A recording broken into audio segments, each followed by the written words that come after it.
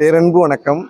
இன்னைக்கு திருக்கோவிலில் இருக்கக்கூடிய ரகோத்தமா சுவாமிகள் அவருடைய இடத்துக்கு சிறப்புகளை பற்றி சுவாமிகள் சொல்றாரு.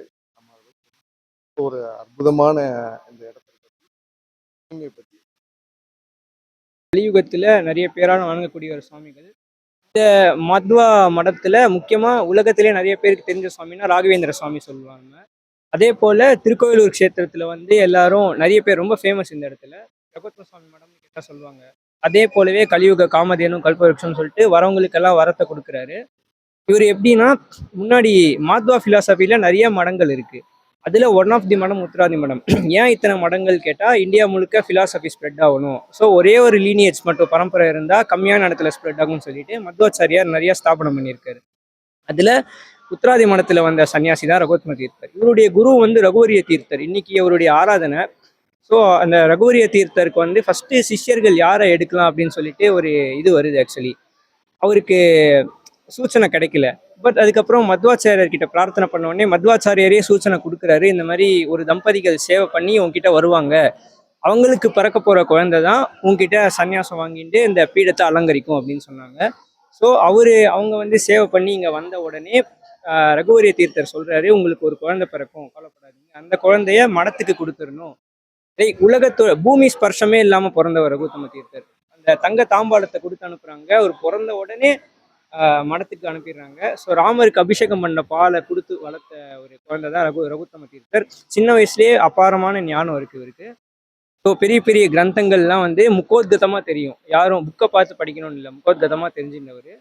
ஸோ அப்போ என்னாச்சுன்னு சொன்னால், குரு நிறைய சொல்லி கொடுத்துட்டு விருந்தாவனஸ்தர் ஆகக்கூடிய சுச்சுவேஷன் வந்துச்சு. ரகோத்தம சுவாமிகள் இதில் இருந்தார். ஆக்சுவலி அதேனம் பண்ணுற சுச்சுவேஷனில் இருந்தார். அப்போது இவருக்காக ஒரு குருவை நியமனம் பண்ணாங்க, வரதாச்சாரியார்னு சொல்லிட்டு.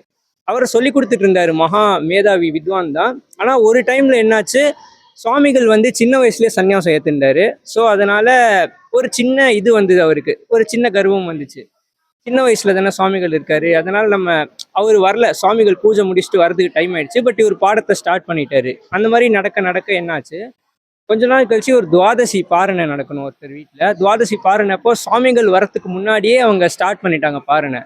இங்கே என்ன நியமம்னு சொன்னால், சுவாமிகள் என்ன ஏஜாக இருக்கட்டும், இரஸ்பெக்டிவ் ஆஃப் இஸ் ஏஜ், நம்ம அவருக்கு ரெஸ்பெக்ட் கொடுக்கணும். எவ்வளோ பெரியவங்களா இருந்தாலும் நம்ம கால் நமஸ்காரம் பண்ணணும். ஏன்னா சாஸ்திரத்துல இருக்கு, சுவாமிகள் பரமஹம்ச சன்னியாசிகள், இவர் பரமஹம்ச சன்னியாசி. ஸோ அப்பேற்பட்ட சன்னியாசிகளுக்கு நம்ம மரியாதை கொடுத்தே ஆகணும் அப்படிங்கிறது சாஸ்திரத்தோட நியமம். அப்போ இவர் துவாதசி பாரணை ஆன உடனே இவருக்கு மனசு கஷ்டமாயிடுச்சு. நமக்கு அவமானம் நடந்தா பரவாயில்ல, பீடத்துக்கு நடந்திருக்கேன்னு சொல்லிட்டு சாப்பிடாம படுத்திருக்காரு. அப்போ கனவுல குரு ரகுவரிய தீர்த்தரே தோன்றி தலையில கை வச்சு, உனக்கு எல்லா சாஸ்திரமும் வரும், நீ படிக்க தேவையில்ல, அப்படியே பாடத்தை சொல்லு அப்படின்னு சொல்லி பாடத்தை அப்போ இவர் சொல்ல ஆரம்பிக்கிறார் பாடத்தை. அந்த ஆச்சாரியர் இவர் காலில் விழுந்து மன்னிக்கணும் அப்படின்னு சொல்றாரு. இது போல நிறைய மகிமைகளை செஞ்சிருக்காரு. படிக்காத எத்தனையோ பேர் இவருடைய பரம்பரையில், இவர் சிஷ்யரா இருந்தாங்க. எத்தனையோ பேருக்கு படிப்பே தெரியாது, ஒரு அக்ஷரமும் தெரியாது. ஆனால் தலையில கை வச்சு அவர் அனுகிரகத்தை கொடுத்ததுனால ரொம்ப பெரிய கிரந்தங்கள்லாம் எழுதியிருக்காங்க. ஸோ இன்னமும் அவர் விருந்தாவனஸ்தராயும் பல மகிமைகளை காட்டிட்டு இருக்காரு ஆக்சுவலி ரகோத்தம தீர்த்தர்.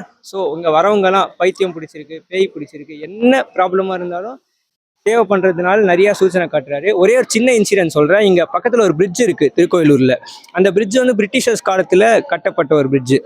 அந்த பிரிட்ஜ் எங்கன்னா ஃபர்ஸ்ட் இங்க இல்ல, இங்க ரகோத்தம சுவாமி மடம் வழியா தான் ரோட் மேப் அங்க அமைச்சாங்க பிரிட்டிஷர்ஸ். இந்த விருந்தாவனத்தை டெமாலிஷ் பண்ணி வேற இடத்துல நீ கட்டுங்க அப்படின்னு சொன்னாங்க. சிஷ்யர்களும் அப்போ இருந்த சுவாமிஜிக்கும் என்ன பண்றதுன்னு தெரியல. அப்போ ரகோத்தம சுவாமிகள்கிட்டயே பிரார்த்தனை பண்ணப்போ, ரகோத்தமர் அப்போ இருந்த பிரிட்டிஷ் அதிகாரி கனவுல போய் இங்கிலீஷ்ல பேசியிருக்காரு. இந்த மாதிரி இங்க ரோட் மேப் போடாத, நான் வேற ஒரு சூப்பரான இடம் சொல்றேன்னு சொல்லிட்டு அங்க ரோட் மேப் போட்டு தெளிவா போட்டு கொடுத்த உடனே இப்போ அந்த பிரிட்ஜ் அங்க இருக்கு, மடம் வழியா வராம இருக்கு.